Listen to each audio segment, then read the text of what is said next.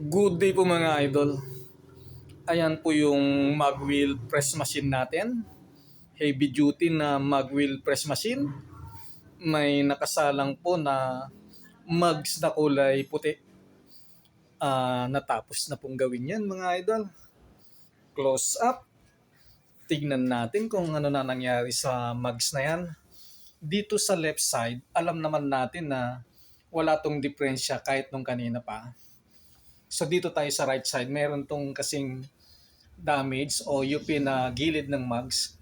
Pero sa ngayon, wala na po siyang gewang at saka wala na po din yung damage niya na ipinakita ko kanina.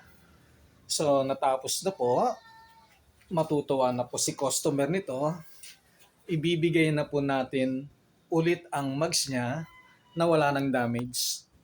Yun lang po. Salamat. Bye-bye.